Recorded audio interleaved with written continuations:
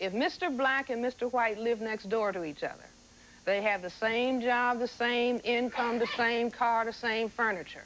Yeah. They both walk out of the house in the morning. Good morning, Mr. Black. Good morning, Mr. White. Yeah. But Mr. White is still looking, but you've got something that I don't have. You're saying he's saying that subconsciously. Saying, right. Now, wait a minute. All right, we'll give you a chance in just a moment. Wait a minute. Now, wait a minute. Let's look at They're nice people. You're really going to like them, I promise you. You know.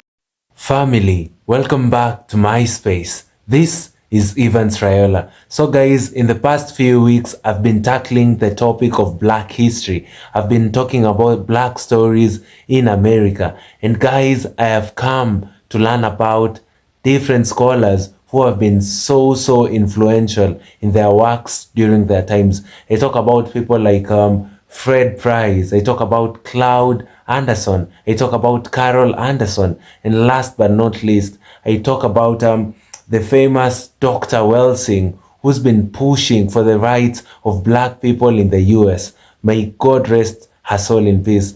Her works are still continuing to be very effective. We are still learning from them. So on today's video, we want to talk about an event where Dr. Welsing went to the field show. Let me do a background story before I put in the main video. So Dr. Welsing was a well-known psychiatrist and author, particularly famous for her book, The ISIS Papers, The Keys to the Colors. She is known for the controversial theories of race and racism, particularly her Crest theory of color confrontation. Dr. Welsing appeared on The Field Show, a popular American talk show, where she discussed her views on race relations, white supremacy, and psychological impacts of racism. Her appearances were notable for the heated discussions they often sparked, given the provocative nature of her theories.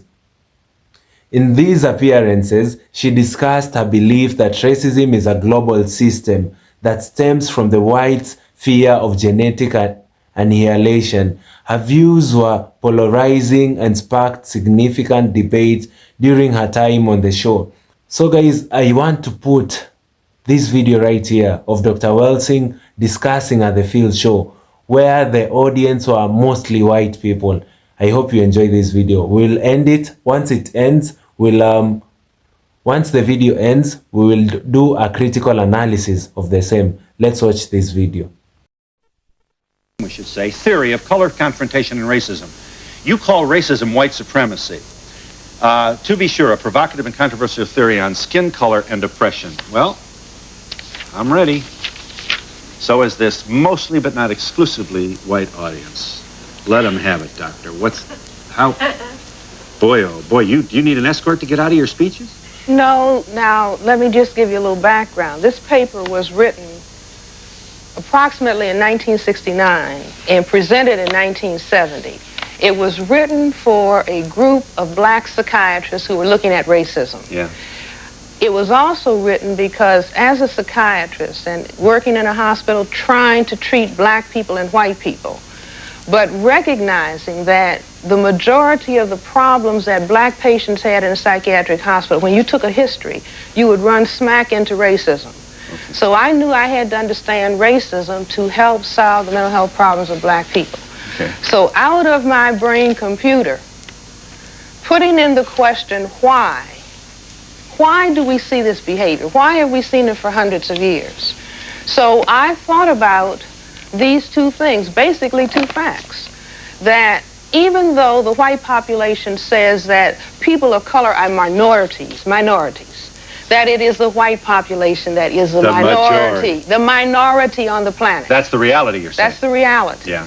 That in spite of the fact that Black people, non-white people have heard over and over again, you're genetically inferior because you are non-white.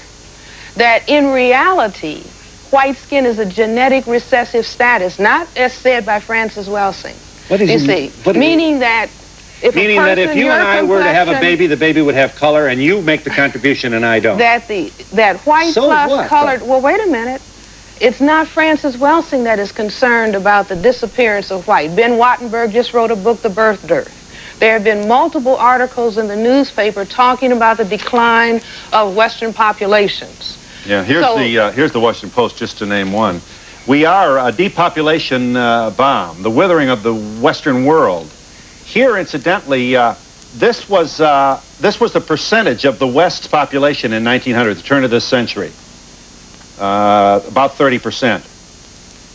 This is where we'll be, less than 10% in the year 2075. Here's where we are about today, 15.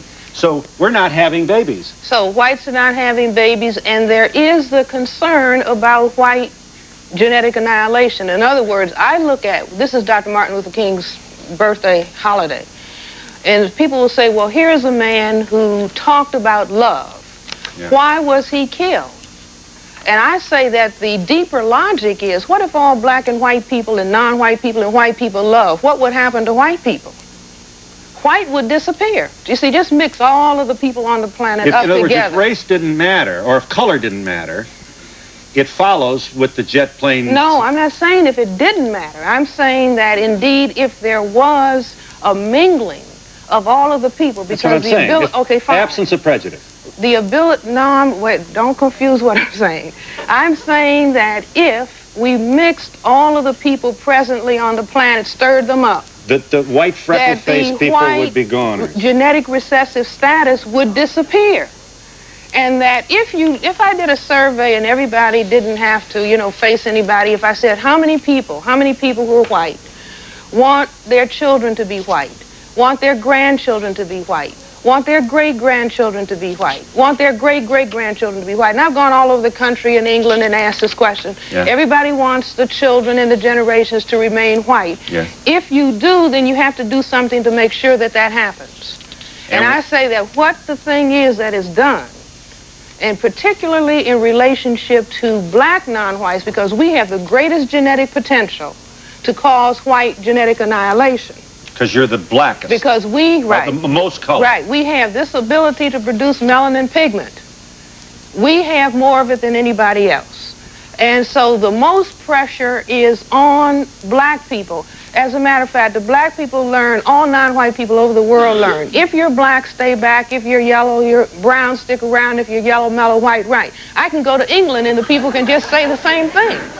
Doesn't matter whether, if you go to the Philippines, because there has been a confrontation of brown with white. Everybody knows the more pigment you have, the more pressure that is on you. Yeah. But they didn't understand why. I said the why is for the purpose of white genetic survival. All right. And you're saying that blacks have no similar hidden subconscious anxiety about their blackness being undermined by the presence of white? We don't have that fear. And I think that this is something that is not understood. You see, in other words, if I don't worry about, as a matter of fact, under white supremacy, the non-white people try to get lighter. You see, because the less pigment you have, co-opting the less threat you are to white, and so the greater opportunity that you have. Yeah. The mass inability of whites to live and attend school in the presence of non-whites, manifested by the patterns of black and white housing and education throughout this country, and indeed throughout the world, is seen, according to your thesis, in terms of the color confrontation thesis, as the apparent total psychological discomfort experienced by whites in situations in which they must daily face their color inadequacy when they confront their neighbors of color. You go on to... I predicted. Look, I wrote that in 1970. I said you cannot have integrated housing. You cannot have integrated schools. You still believe that? Well, I mean, the evidence. I always look at the evidence. If Mr. Black and Mr. White live next door to each other, they have the same job, the same income, the same car, the same furniture. Yeah. They both walk out of the house in the morning. Good morning, Mr. Black. Good morning, Mr. White. Yeah. But Mr. White is still looking, but you've got something that I don't have. You're saying he's saying that subconsciously. Now, wait a minute. All right, we'll give you a chance in just a moment. Wait a minute. Now, wait a minute. Let's look at this. They're nice people. You're really going to like them, I promise you. Once in a while, a couple of them stop before they come up here, and you got to keep an eye on them. Let's look at this. Go ahead, look at it. Very fortunately. Now, let me just understand this. See, the reason they're groaning is, that's an awful bad rap to take. Let me just, arrogantly try and reword what I think you're saying. Now, don't get crazy. Let me say. Please, I'm Mr. White is looking at Mr. Black, and he's not consciously saying, don't you dare. Not consciously. So it is under here. Not consciously. I mean, we could go on for 3 hours. Not consciously. All right. All right. Okay. I am saying that this behavior is at the subconscious level, and there's a lot of evidence. For example, just on Saturday, the New York Times had an article talking about the percentage of people who want a tan. 66%. I have the article if anybody wants to look at it later. 66% of white adults think they look better with a tan. 70% of white adolescents think they look better with a tan. What do white people? Ooh, I look so pale. Now, this is not something that Frances Welsing is putting on people. White females even say their ideal mate is who? Tall, dark, and handsome.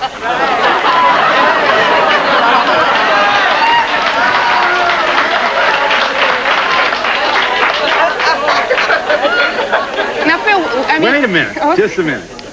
That whites do indeed desire to have colored skin can be seen by anyone at the very first signs of spring or summer, when they begin to strip off their clothes as many pieces as the law will allow, often permitting their skins to be burned severely in an attempt to add some color to their white, pale, colorless bodies, rendering themselves vulnerable to the dreaded skin cancer in the process. Most cosmetics also are seen as an attempt to add color to their skins. Such coloring makeup is even now being provided for the white male. Well, guess who has you-know-what on at this moment? And if you don't mind my saying so, I do. I put it on myself. I don't go to makeup. I have a shine on my nose I've got to take. But I feel better with a little color. And I've got the whitest skin in the whole neighborhood. I'm telling you, no kidding. I'm not bragging. I'm saying as a matter of fact. This is not, my discussion is not about making fun of white people. My discussion is trying to explain behavior. See, people come to psychiatrists. I value your effort here. Why am I doing this? For example, when I was a very small child, I wanted to understand why black men were lynched. I asked my grandmother and parents, why would this be done? And my grandmother gave a statement. She said something like, well, some people just want to act ugly. But that wasn't sufficient, you know, as a psychiatrist. May I interrupt for just a moment? Here's the read on that, and I know you want to add to this or make it just a little more complicated. The black male was lynched and often castrated because of the white male fear of the black male's, the myth is the black male's extraordinary sexual capacity. So he was lynched by frightened white males who feared that if he ever got anywhere near the white women, that somehow the white male would be a Now, you want to add to that. His sexual capacity, what are we talking about? I say that the fear is that the black male can cause white genetic annihilation. And this is why the attack on the genitals, there's no history in the world of any non-white men attacking white men's genitals. But why do white men feel the need to zero in on the black man's genitals and cut them off? If you followed the works of Dr. Wilson while she was alive, you'll notice that she was our pioneer of black rights. She did not like the fact that black people were taken as inferior in the US while white people were taken as superior.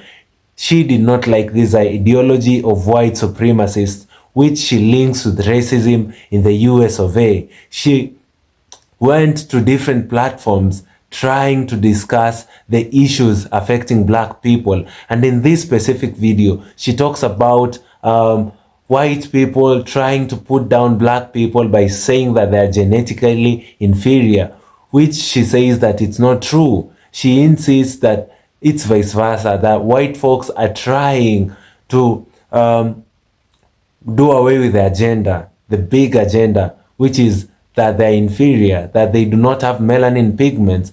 And she also makes it clear that the white race may go obsolete in the near future while they try to mingle with the black folks, because black folks are genetically superior. So guys, she starts this conversation by saying that she had to understand racism to help black people. because racism has always been a rot. In a previous video, she said that she had to investigate why most black people had mental health issues, and she noticed that the main cause of mental health issues in the Americas has always been racist abuses that black people have to go through in this country. Then after having to understand racism to help black people, she says that even though the white says black are minorities, it's actually the whites who are minorities literally. From her previous videos too, speaking to other people, she mentions that the black folks in the world are 9/10, while the whites are the remaining 10th, which means that the black population is more, and that if we get to mingle with the white people, it's easier for us to produce colored children, and that would mean that the white generation will slowly but steadily end. They say we are genetically inferior because we are non-white, but in reality, they are genetically recessive. Once for the white supremacists, anyone who's not white, they tend to believe that they are genetically inferior, but that's a lie, because white folks are genetically recessive. If we are to mingle, once again, just like I've mentioned earlier, the black folks will just have an end to their generation. She continues and says white plus black equals people of color. It could be, we call them pointee in Africa, or rather in Kenya. Pointee, a mixture of white and black. Many a times they are somewhere in between, but they are more of black than they are white. An article known as The Outlook clearly shows how the white population is deteriorating over the years. You'd see the host of the show showing an article known as The Outlook, and there are graphs showing how the white population is seriously deteriorating. You see the graph starting somewhere here, and slowly it goes down and down. I hope you've seen it from the Outlook article from the magazine. White will disappear if different races mingle. That's the surety that Dr. Welsing puts outside there, that white folks will disappear if these races do mingle. Whites want their generation to remain white, so white wants their generations to always remain white. So what they do is try to suppress black folks, is try to make them feel bad, because blacks have the ability to produce melanin pigments, and you all know the power of melanin pigments. Assume you take water, or rather milk, which is so white, then you pour what's so dark? Charcoal? Yeah. You put just a small piece of charcoal. Do you notice that the whole milk will be black? That's how powerful the melanin is. The melanin that is on the skin of black folks, the melanin pigment, it is so strong, and it can be able to take over that generation and give birth to black generation. White women also say that the ideal man is tall, dark, and handsome.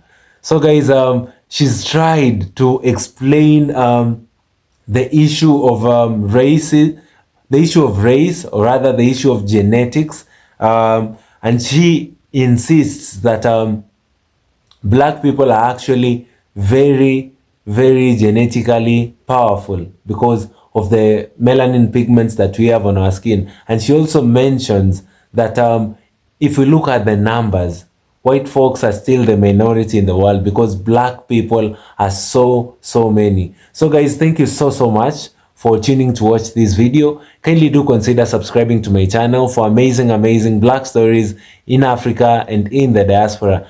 In the recent few weeks, I have been doing a series of black history in the US, and I have been enjoying it. I have gotten to learn from the best to speak about these issues. I'm talking once again about Cloud Anderson. I'm talking about Carol Anderson, Dr. Welsing, Pastor Fred Price, and all these figures who've just made this series an amazing one. Guys, thank you so much. Kindly share this series with your friends and families, because we get to learn from this series, man. Some people, I was even shocked that some people didn't know of the teachings of these figures. Some of them got to know a few of them, like from the series that I started. So these are series that I highly recommend, and I hope you all are enjoying it so far. So guys, subscribe, share it with your family and friends, and I'll be so grateful, guys. So see you all in my next video. Kindly subscribe guys. Goodbye.